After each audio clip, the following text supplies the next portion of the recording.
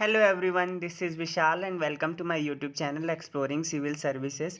तो आज D9 है। हमारा टॉपिक है monsoon, jet stream, atmospheric stability and instability, types and distribution of precipitation, जो कि क्लाइमेटोलॉजी यूनिट से है।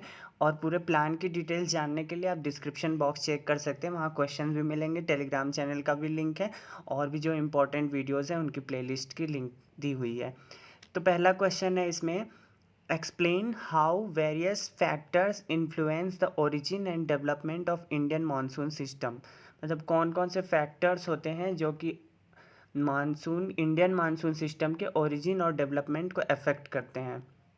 तो चलिए देखते हैं। पहले हम इसमें इंट्रोडक्शन लिखेंगे, फिर बॉडी लिखेंगे, फिर फैक्टर्स क्या होते हैं साउथ वेस्ट मानसून के, नॉर्थ ईस्ट मानसून के, फिर उसके बाद क्या थ्योरीज दी गई हैं वो लिखेंगे, फिर उसके बाद हम बताएंगे कि जेट स्ट्रीम का क्या रोल होता है और उसके बाद हम कंक्लूजन लिखेंगे। इसमें आप मैप्स वगैरह भी ड्रॉ कर सकते हैं। तो इंट्रोडक्शन में हम क्या लिख सकते हैं कि इंडिया जो है वो साउथ वेस्ट मानसून भी मिलता है उसको, जो कि समर में होता है, और नॉर्थ ईस्ट मानसून होता है जो कि विंटर में होता है। साउथ वेस्ट मानसून जो होता है वो क्यों होता है, क्योंकि formation of intense low pressure system जो तिब्बतन प्लेट्यू के पास होता है। और नॉर्थ वेस्ट मानसून जो होता है वो की फॉर्मेशन वो हाई प्रेशर सेल्स होती हैं जो कि साइबेरियन और तिब्बतन प्लेट्यू के ऊपर फॉर्म होती हैं। अब इसमें बॉडी में हम क्या लिख सकते हैं, बॉडी में हम लिखेंगे कि इंडियन मानसून जो होता है वो कन्वेक्शन सेल होता है बहुत लार्ज स्केल पे, और साउथ वेस्ट मानसून जो है वो इंटेंस रेनफॉल लाता है बहुत सारे इंडिया के बहुत सारे रीजन्स में। और नॉर्थ ईस्ट मानसून जो है वो रेनफॉल लाता है south east coast of India में, या हम इसको सीमांध्रा या कोस्ट ऑफ तमिलनाडु भी कह सकते हैं। अब फैक्टर्स क्या हैं साउथ वेस्ट मानसून के। साउथ वेस्ट मानसून जो है वो intense heating of Tibetan plateau से आता है समर मंथ्स में, और ये परमानेंट हाई प्रेशर सेल है यहाँ पे साउथ इंडियन ओशन में, जो कि east to north east of Madagascar regions में है। और ये इन्फ्लुएंस होता है सब ट्रॉपिकल जेट स्ट्रीम से, ट्रॉपिकल ईस्टर्ली जेट से और आईटीसी जेट से। और इसकी इंटेंसिटी जो होती है वो strength of low pressure over Tibet या ओवर तिब्बतन प्लेट्यू, और high pressure over southern Indian ocean, Somali jet, Somali current, इन सब से गवर्न होती है। इंडियन ओशियन जो है वो ब्रांच भी है वॉकर सेल का, और इंडियन ओशियन पोल इन सब से भी अफेक्ट होता है साउथ वेस्ट मानसून। अब इसमें नॉर्थ ईस्ट मानसून में हम क्या लिख सकते हैं, नॉर्थ ईस्ट मानसून में हम लिख सकते हैं कि इसका फॉर्मेशन और स्ट्रेंथनिंग जो हाई प्रेशर सेल के थ्रू होता है, जो कि तिब्बतन प्लेट्यू और साइबेरियन प्लेट्यू के ऊपर होता है, और ये मेनली विंटर सीजन में होता है। ये जो होता है वो वेस्टवर्ड माइग्रेशन और subsequent weakening of high pressure area के थ्रू होता है, जो कि सदर्न इंडियन ओशन में होता है।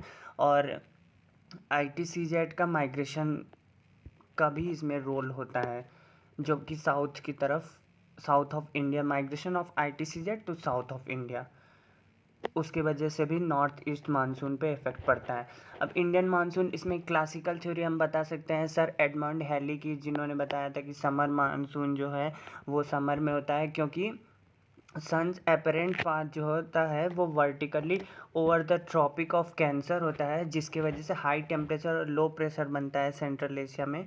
अब ये प्रेशर जो होता है ये अरेबियन सी और बे ऑफ बंगाल में के ऊपर बहुत हाई होता है, जिसकी वजह से विंड जो है वो ocean, winds flow from ocean flow towards land mass, मतलब विंड जो है वो ओशियन से लैंड मास की तरफ फ्लो करने लगती है समर सीजन में, जिसके वजह, अब इस एयर फ्लो की वजह से क्या होता है, हैवी रेनफॉल होता है इंडियन सब कॉन्टिनेंट में।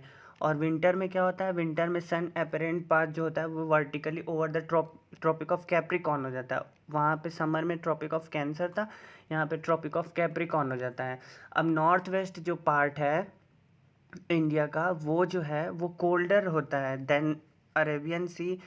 North west part of India grows colder, मतलब ये कोल्डर हो जाता है कंपेयर टू अरेबियन सी और बे ऑफ बंगाल के पार्ट में, और जो मानसून का फ्लो होता है यहाँ उल्टा हो जाता है।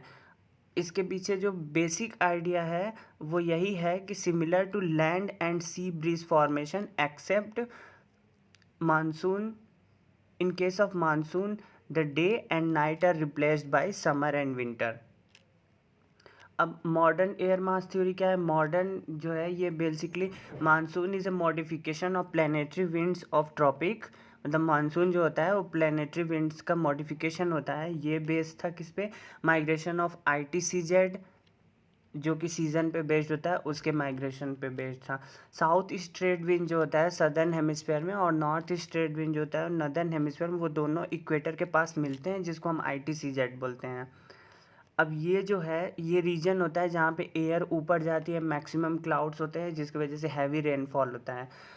जो ITCZ का लोकेशन है वो नॉर्थ शिफ्ट होता है और साउथ ऑफ इक्वेटर भी शिफ्ट होता है, जिसके वजह से चेंज ऑफ सीज़न या सीज़न के चेंज की वजह से ये शिफ्ट होता है। समर में क्या होता है? जो सन साइन जो होता है वो वर्टिकली ट्रॉपिक ऑफ कैप्रिकॉर्न के वर्टिकली होता है, और ITCZ जो होता है वो नॉर्थ वर्ड शिफ्ट हो जाता है।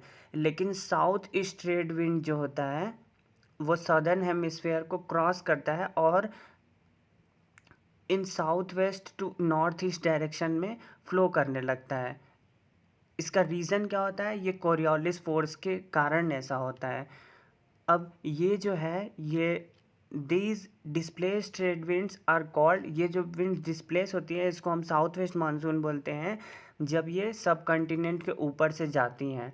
अब जो फ्रंट होता है, द फ्रंट वेयर द, जहाँ फ्रंट जहाँ पे दो एयर मासेस मिलती हैं वहाँ पे साउथ वेस्ट मानसून जो होता है वो मीट होता है, उसका मीटिंग होता है नॉर्थ ईस्ट ट्रेड विंड से, जिसको हम मानसून फ्रंट बोलते हैं या ITCZ बोलते हैं, और यहीं पे रेनफॉल भी होता है। अब जुलाई के महीने में क्या होता है? ITCZ जो है वो शिफ्ट हो जाता है 20 to 25 डिग्री नॉर्दर्न लैटिट्यूड में, और ये जो है इंडो गैंगेटिक प्लेन के पास लोकेटेड है। और साउथ वेस्ट मानसून जो है वो अरेबियन सी और बे ऑफ बंगाल के नीचे फॉर्म होता है।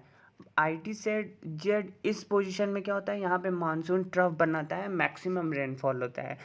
और जो सीजनल शिफ्ट होता है ITCZ का, उसके वजह से नॉर्थ ITCZ इंटरट्रॉपिकल कन्वर्जेंस जो नॉर्थ वो समर में होता है, जो कि जुलाई से रेनी सीजन तक होता है, और साउथ ITCZ वो विंटर में होता है, जो कि जनवरी से ड्राई सीजन तक होता है।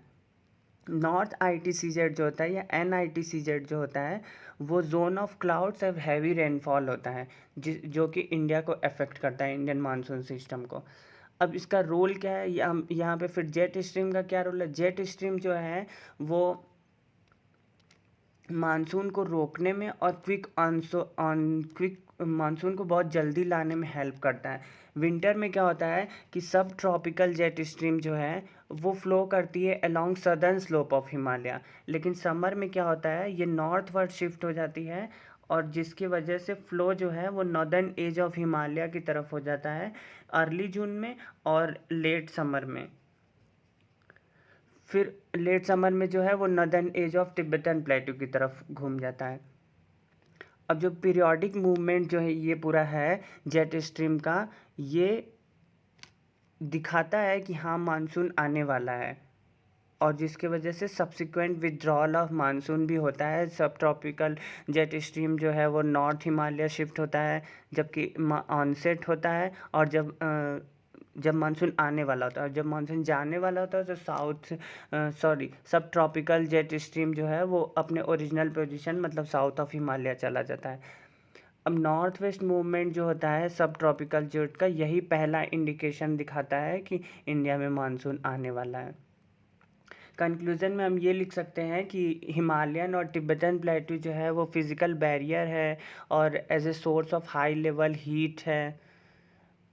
Circulation of upper air jet stream troposphere में, existence of upper air circumpolar whirl north में और साउथ पोल में, ऑकरेंस ऑफ एल नीनो और southern oscillation south Pacific ocean में, और वॉकर सेल इंडियन ओशन में, इंडियन ओशन डाइपोल, ये सारे जो है बहुत इंपॉर्टेंट रोल प्ले करते हैं ओरिजिन और डेवलपमेंट ऑफ इंडियन मानसून में।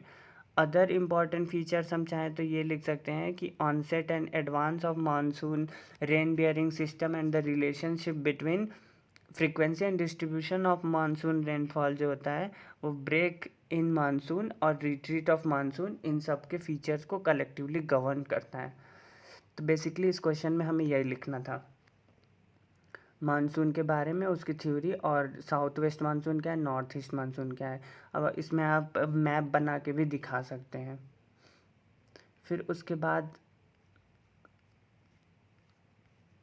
हमारा सेकेंड क्वेश्चन है, discuss the cloud instability theory of Bergeron, how coalescence and Langmuir theory of precipitation filled the gaps in left by Bergeron. मतलब Bergeron के हमें cloud instability theory बतानी है, और कोएलिसेंस theory और लैंगमुयर थ्योरी जो है वो कैसे इसके शॉर्ट कमिंग्स को ओवरकम करता है।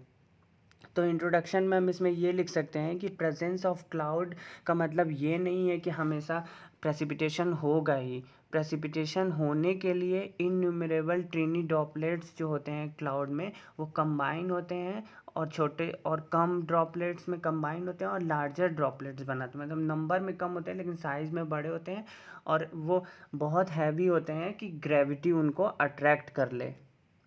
फिर उसके बाद हम आगे बॉडी में लिख सकते हैं कि कोई भी ऐसा process which brings about an element of colloidal instability in A cloud may be said to be responsible for causing the cloud to release precipitation। मतलब कोई भी ऐसी क्लाउड इनस्टेबिलिटी की एक्टिविटी जिसके वजह से प्रेसिपिटेशन होने का चांस है, वो इसका एक प्रोसेस होगा। फिर उसके बाद हम इसमें ये लिख सकते हैं कि formation of larger droplets can occur due to Bergeron process. Bergeron process के थ्रू लार्जर ड्रॉपलेट्स का फॉर्मेशन होता है। अब ये जो result of formation of ice crystal which continue to grow in size at the expense of neighboring super cool droplets। super cool droplets से combined होके ice crystal बड़े droplets बनाते हैं, और जब ये सरफेस पे आने वाले होते हैं उसके पहले। ये जो फिनोमेना है ये मेनली दो कंडीशन इसमें होती है, प्री कंडीशन। पहला कि temperature within the cloud should be below freezing, और there should be presence of some super cooled nuclei and super cooled water droplets, जिसके वजह से आइस क्रिस्टल का फॉर्मेशन हो और वाटर एनोनिमसली बिहेव करे। इसका मतलब ये हुआ कि saturation of vapour process over water would be greater than saturation of vapour pressure over ice. जब ये होता है तभी जो होते हैं वाटर क्रिस्टल साइज में बड़े होते हैं। इसको हम ऐसे बता सकते हैं, डायग्राम बना के, चार्ट बना के, एरो दे के, कि इधर का वाटर जो है, वाटर का जो सैचुरेशन है वो वेपर से ज़्यादा हो रहा है, वॉल्यूम ऑफ वाटर आगे चल कर रिड्यूस हो जा रहा है, और यहाँ पे वॉल्यूम ऑफ वाटर सेम रह रहा है, और बीच में सैचुरेशन वेपर प्रेशर है। अब यहाँ पे क्या होता है कि saturation vapour pressure over water जो है वो ज़्यादा होता है saturation vapour pressure over ice से। सैचुरेशन वेपर प्रेशर जो होता है एक पॉइंट होता है जहाँ पे वॉल्यूम जो है वो चेंज नहीं होता है, वो बिल्कुल वैसा ही रहता है, और which needs amount of water vapour which needs amount of vapour convert into that material. इसमें हम एक ये डायग्राम बना सकते हैं कि वाटर का 40 है सैचुरेशन वेपर प्रेशर, आइस का 35 है।